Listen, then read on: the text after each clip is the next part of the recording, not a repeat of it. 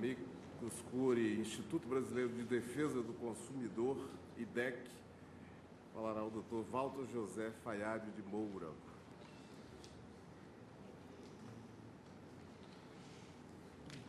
Muito obrigado, senhor presidente, excelentíssimos senhores ministros, escolhendo desse excelso Supremo Tribunal Federal, pedindo licença, senhor presidente, para saudá-los na pessoa da ministra Rosa Weber, ilustre representante do Parquet, doutor Rodrigo Janot, cuja instituição já prestou um primoroso trabalho de escola sobre a defesa do poupador e do brasileiro neste caso, senhores servidores, a quem saúdo na pessoa do eficientíssimo doutor Luiz, senhoras e senhores advogados, a quem saúdo na pessoa do meu colega, a quem muito admiro, o doutor Isaac, que pode não ter falseado números, mas falseou na ocupação da tribuna, porque disse que não iria vir ao combate. E se ele não combateu, eu não quero vê-lo em combate, porque foi uma sustentação extremamente combativa, doutor Isaac, como poucas vezes eu vi. Pena que por parte do Banco Central, contra o brasileiro. Mas o faço também, senhoras e senhores, saudação, peço licença, senhor presidente, aos poupadores na pessoa da senhora Marilena Lazzarini, grande brasileira, que aqui se encontra nesse plenário e que representa a maratona, não maratona simples, mas maratona com obstáculos, com cascas de banana, como se vê aqui, que o poupador chega para alcançar algo que é seu, o dinheiro que ele colocou na poupança.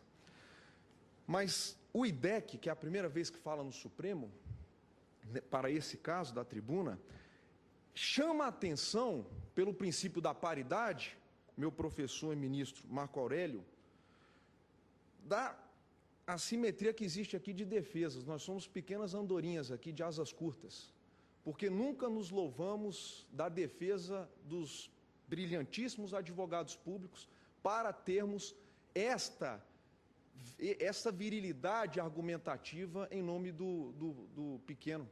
Gostaria de tê-las mais vezes, mas infelizmente não tenho.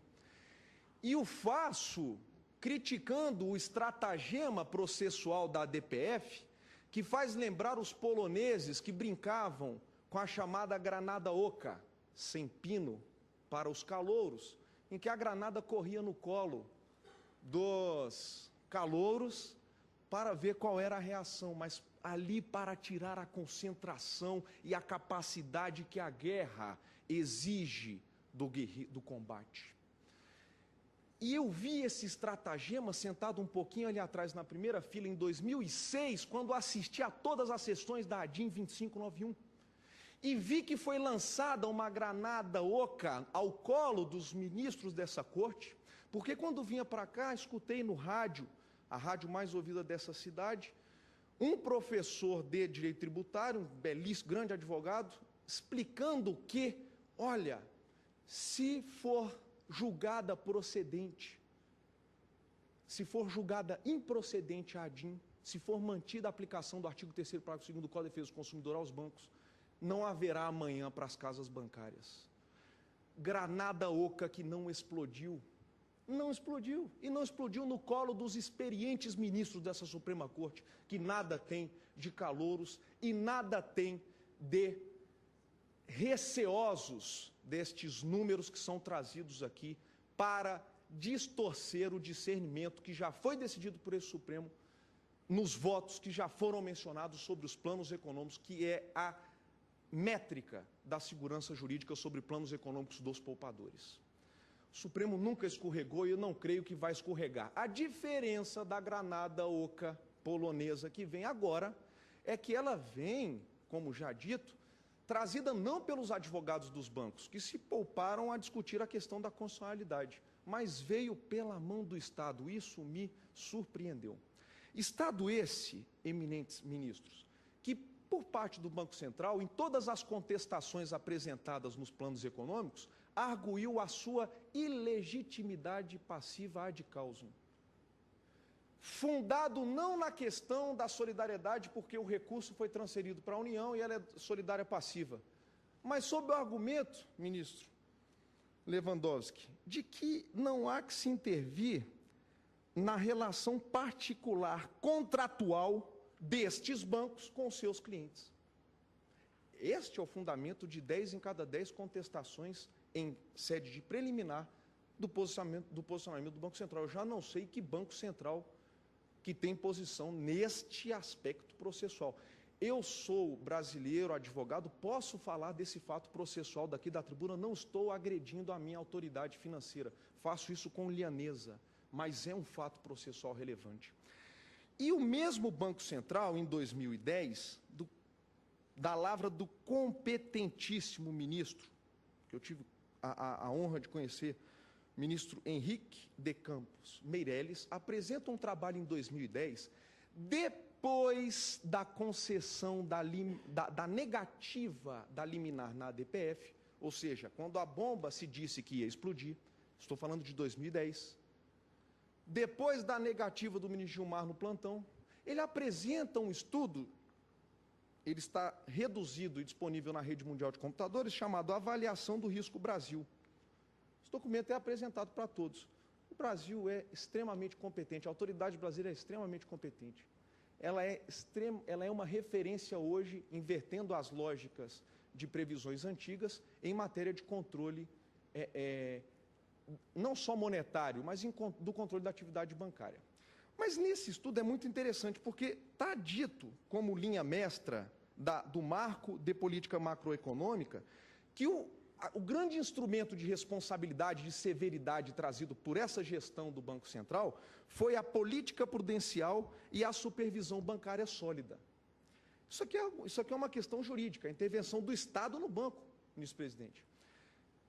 E aí, neste estudo que ele mostra a inexistência de risco Brasil para o cenário internacional, que é um público muito ácido no aspecto de não aceitar firulas, é colocado que desta combinação de fatores aumentou-se no Brasil a capacidade de absorver choques internos e externos.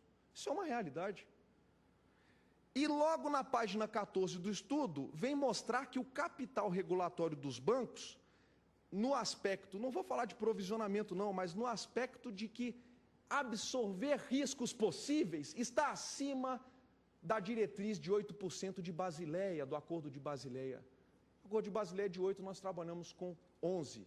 Nós temos severidade no controle de bancos. E aí, eu vou voltar a esse estudo daqui a pouco. A minha pergunta é, objetivamente, o IDEC não quer trazer ao Supremo para que o Supremo faça a análise do risco sistêmico. A questão já foi decidida, como bem colocado pelo ilustre representante da Ordem dos Advogados do Brasil. Esta tarefa era para vir da autoridade pública brasileira em boa matemática, em folha de papel A4, mostrando, ministros, é isso, decidam. Não sob a carcaça a bomba, a granada oca de 105 bilhões. Esta granada oca de 105 bilhões, ela realmente, para não falar de jabuticaba, ela não explode e nem vai explodir. E de onde eu tiro essa certeza, eu advogado, que tento estudar contabilidade e sou um apaixonado por direito do consumidor, o que eu sei? Os fatos, ministro Toffoli, a vida como ela já avaliou o risco do Brasil. Um banco que sustentou ontem, cujo dono, grande brasileiro, doutor Luiz de Faria, vendeu um banco chamado Banco Real durante esse período. E depois, o grupo holandês que o adquiriu, ainda o vendeu a um grande espanhol. Grandes bancos. Será que não foi feita due diligence? Será que não foi feita auditoria sobre o risco, a capacidade de pagamento dos planos econômicos? Eu duvido que não. Esse fato fala por si só. Um banco vendido 2 vezes. E desafia uma questão que todos os brasileiros sabem. Ministro presidente, toda vez que se fala em vender o Banco do Brasil, se fosse possível, ia vir gente não se sabe de onde para comprá-lo, porque ele também tem ampla solvabilidade, ampla capacidade de solver com suas obrigações, sob a égide do controle rigoroso do Banco Central. Então, o Supremo não precisa realmente julgar com esta granada no colo. Espera-se que ele apenas julgue o que sempre decidiu. É esta a esperança do IDEC. Nesse aspecto, sobre a conta que tem gerado dúvidas dos eminentes ministros, realmente esse não é o objeto do julgamento. O objeto do julgamento não é a conta. O objeto do julgamento, ministro Celso de Mello, já foi dado e proclamado por centenas, milhares de magistrados de primeira instância, salvaguardados em peritos de primeiro grau, com a ampla e legítima defesa exercida pelas casas bancárias, nestes processos individuais, que já datam de 27 anos. Lá já houve o contraditório e ampla defesa, a capacidade de discutir inconstitucionalidade, violação a todos os pactos internacionais. Já foi dado o direito dos bancos trazerem essa questão. É muito tarde trazê-la 27 anos depois. Sendo que, quando ela foi decidida, como muito bem disse o meu professor, ministro Moreira Alves, nas suas aulas simples de obrigações, ele não anotava no quadro, mas ele dava noções esquemáticas para nós. E nessas lições esquemáticas, quer me parecer que o contrato de conta poupança ainda é uma obrigação de direito privado, cujo prestador de serviço ou entregador do bem, não se sabe ainda a natureza disso, é um ente bancário que está sujeito à regulação especial do Banco Central, recebe o meu dinheiro no dever de custódia, que foi colocado aqui pelo doutor Isaac, tem o dever de custódia, e ao dever de custódia acresce-se a obrigação de me devolver, quando eu quiser, acrescido de uma remuneração contratada, assim disse o Banco Central na contestação dele quando quis se afastar da legitimidade passiva. A questão era contratual. Mas, com um acréscimo, me perdoem, e sem que haja perda da correção do valor nominal da moeda, ou seja, com o acréscimo da correção monetária. E a questão aqui julgada por todos os juízes, tribunais regionais, federais e estaduais, STJ e Supremo, e aqui eu faço especificamente, ministro Celso, em relação a Bresser e Verão, estou sendo contundente em relação a esses planos, porque aqui não há desvio padrão. Em relação aos planos Bresser e Verão, não há desvio padrão de julgamento. São eles em quem o IDEC concentra a sua defesa. Nestes processos, foi julgado tão somente uma questão que nada tem a ver com padrão monetário, nada tem a ver com o equilíbrio ou desequilíbrio da moeda bem soberano brasileiro, nada. O que tem a ver com contabilidade básica, no aspecto de que, quando eu atualizo uma conta 10, 100 que seja, se eu perder um degrau de correção monetária em uma determinada situação, esta perda desse degrau vai afetar a conta final. Isso é álgebra. É esta conta que foi colocada, e ela foi suprimida pelos bancos em ato privado contratual, no qual, ministro Celso, aqui tem um ponto de atenção, porque essa lição é antiga, essa lição aqui ela é a lição de nada mais, nada menos do que José Xavier Carvalho Mendonça, pernambucano nobre, mas que serviu à cidade de Santos, ministro Lewandowski. Um grande jurisconsulto, ele foi a pessoa quem organizou o nosso direito bancário nos tratados. E ele coloca, muito objetivamente, que a atividade bancária no Brasil ainda é exercida em caráter privado. É óbvio que os bancos detêm facultas agendi, ou a faculdade de agir, ou seja, uma discricionariedade para conduzir os seus atos bancários. Não há esse engessamento, com todo respeito ao brilhante ministro, professor de quem eu já li e treli a obra, sempre ministro Eros Grau, de que há essa tentativa de engessamento da atividade bancária, como se o banco estivesse amarrado totalmente às diretrizes de norma econômica, monetária, para corrigir o aniversário específico daquela conta poupança daquele dia. Isso, de fato, os magistrados brasileiros já julgaram e já entenderam que não existe discussão sobre a inconstitucional. Nós concordamos que a constitucionalidade dos planos existe. O que nós não concordamos é o critério feito, adotado, para que fosse corrigido naqueles dias de aniversário. Ali houve a diminuição do meu capital, sim, e eu quero ele de volta, como qualquer obrigação de direito privado que foi julgada no âmbito privado. E o meu professor Moreira Alves sempre entendeu que esta matéria aqui no Supremo é discussão infraconstitucional. Daí porque nenhum dos recursos extraordinários poderiam ser sequer conhecidos. Em relação à natureza da norma, norma de política econômica, que foi muito colocada aqui da tribuna, e eu ouso, como aluno, falar em detrimento de grandes autores que aqui discursaram, quer parecer-me que a orientação doutrinária, ela não é também de falar que o banco está engessado pela norma de política econômica. Eu chamo a atenção apenas para que o próprio Luiz Sobral Cabral de Moncada, citado aqui da tribuna, grande professor da Universidade Lusíadas de Lisboa, na sua obra, ele trata das normas políticas econômicas e diz que um dos princípios da norma política econômica é exatamente a eliminação de atos lesivos.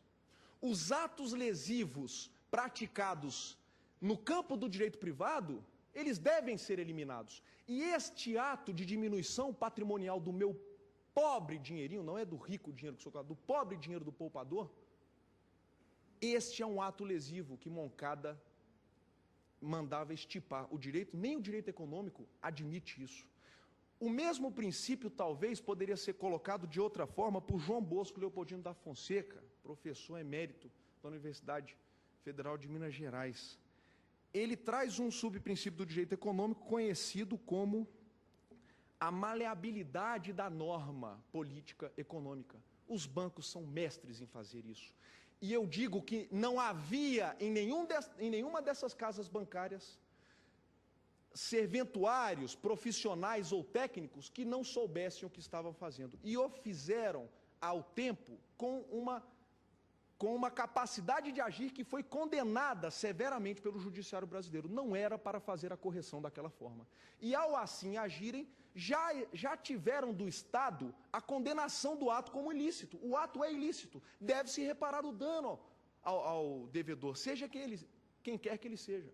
Então, por esse aspecto simples da natureza jurídica contratual da poupança e da impossibilidade de engessamento da atividade bancária pelas normas de política econômica, é que não se admite essa premissa novidadeira da DPF, de dizer que, olha, a intervenção da União dizendo que nós vamos perder a moeda. Quer parecer que, além da granada oca, vossas excelências mudarão o curso da nau que veio a descobrir o Brasil. Nós vamos realmente mudar o país. Não é isso que você está falando, isso realmente é uma granada oca.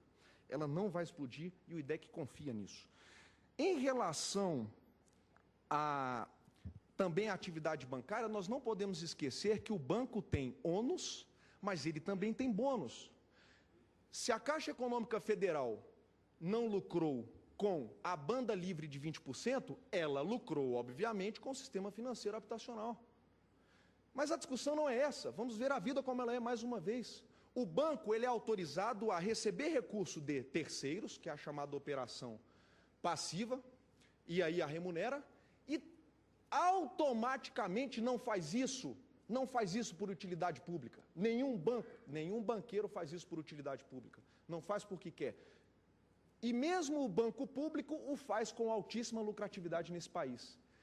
O faz automaticamente para receber do outro lado, na operação ativa, os juros do capital que ele tomou de terceiro.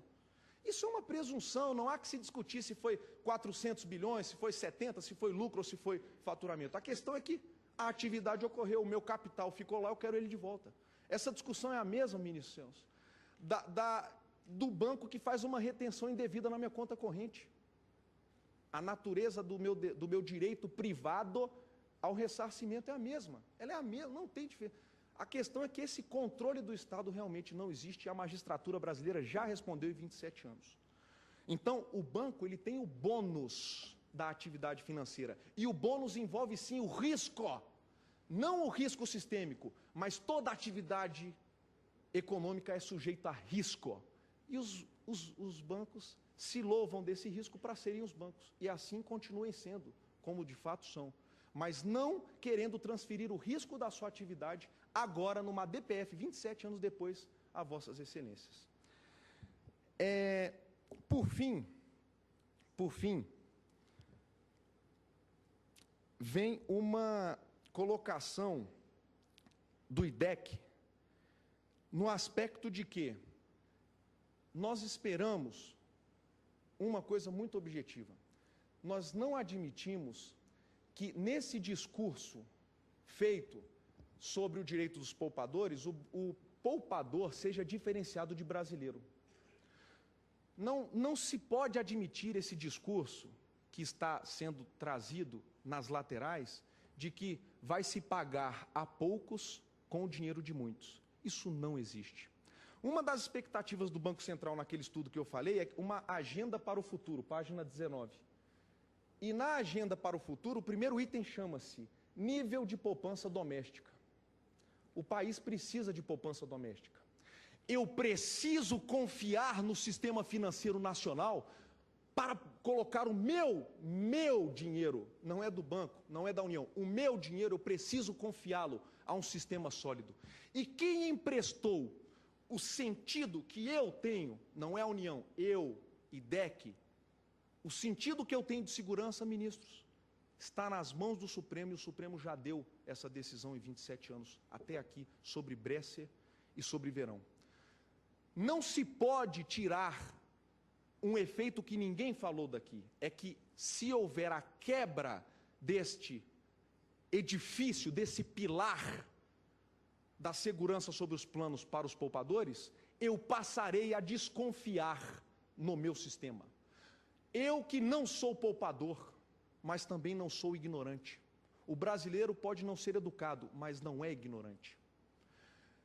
Este pode tudo da atividade bancária não pode ter guarida aqui, quer seja a discussão que seja travada. Eu creio que a crise econômica norte-americana de 2010, ela ensinou às autoridades, e algumas Suprema Cortes até já se manifestaram, que cuidado com as pequenas andorinhas, cuidado com o indivíduo, não fica só nessa história do risco, cuidado com a andorinha, porque é a andorinha que alimenta o sistema. Nós somos a sola do pé do Estado. Hoje eu vi o Leviatã, aqui do meu lado, com envergadura realmente muito boa, sustentações brilhantíssimas. Mas é aqui nas asas do meu Supremo que eu quero ver a garantia de que o indivíduo pode. O indivíduo pode. Eu espero que essa andorinha faça Verão. Bresser, Collor 1 e Collor 2. Muito obrigado, senhores ministros. Agradeço, Vossa Excelência. Restam duas sustentações anais. Acho que podemos tocar até o fim. Por necessidade fisiológica, tem que deixar o recinto. Eu